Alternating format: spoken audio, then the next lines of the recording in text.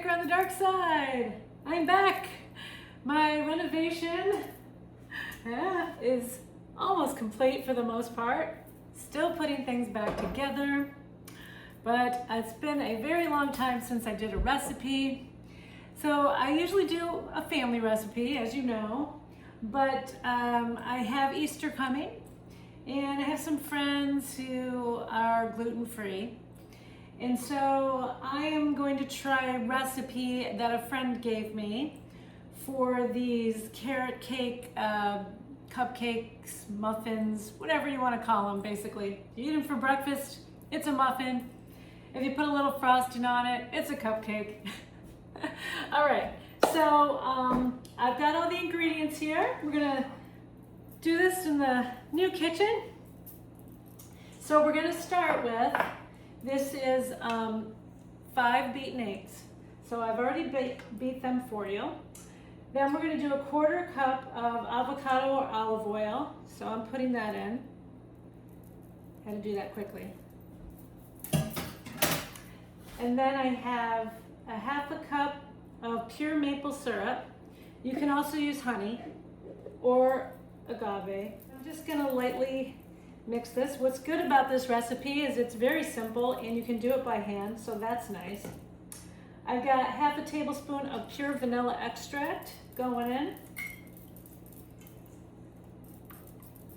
And now I have 3 cups of very finely grated carrot, which I did in the food processor.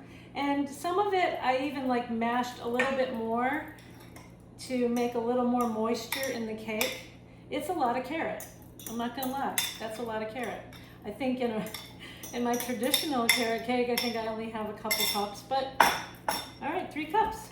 So going in. I'm just gonna fold that in. You might hear the oven go off in a minute because I'm preheating it. Sorry about that. I gotta get back in the rhythm of making food videos again. All right, so there it is. There's all the wet ingredients, right? Okay.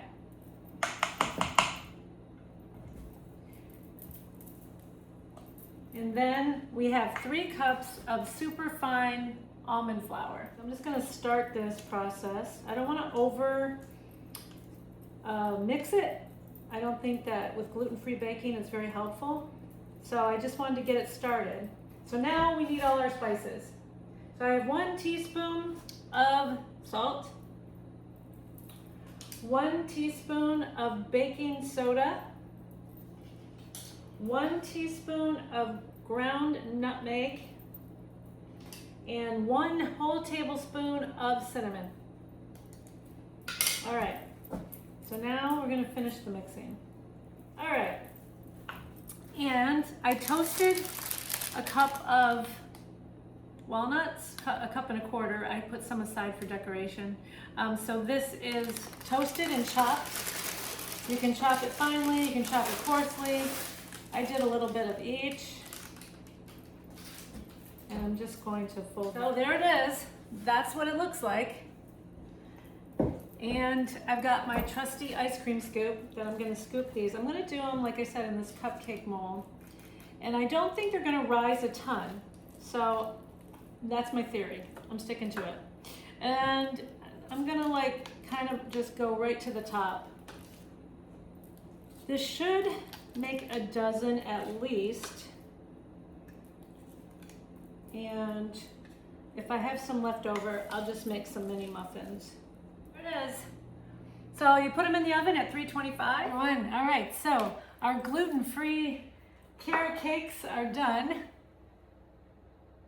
See that?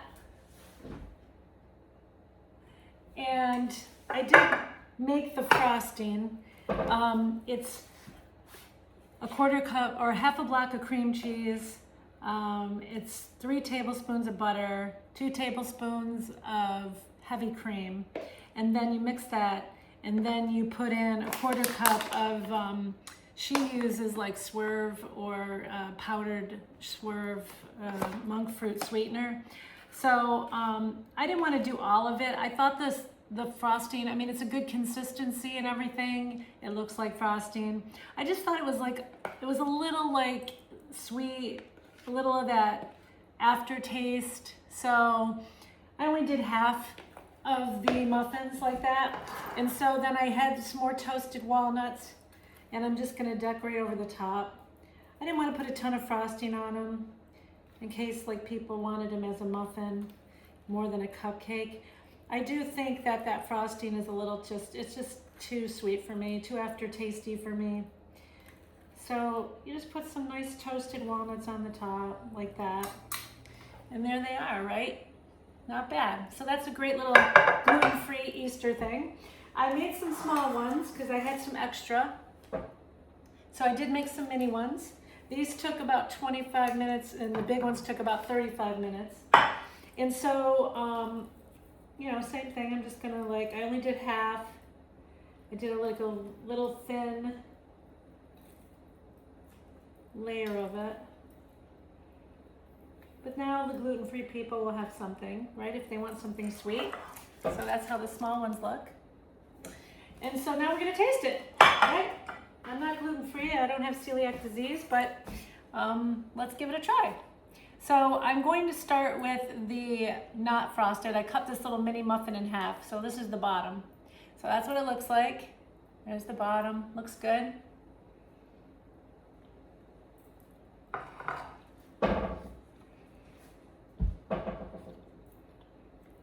It's very moist. A lot of good cinnamon and carrot flavor. Yeah, it's very moist. You know, it's not going to have that springiness that a regular cupcake has. It is dense in a sense. I'm rhyming today. But it tastes good. It tastes like a carrot cake. Definitely, for sure. All right. Then I took the top, muffin top. I wonder if you could also take some of the carrot out and put some pineapple in. I might do that too, try that. But that might bring more moisture. I think if you do that, you really gotta squeeze out the pineapple. Okay, now we got the frosted, let's see.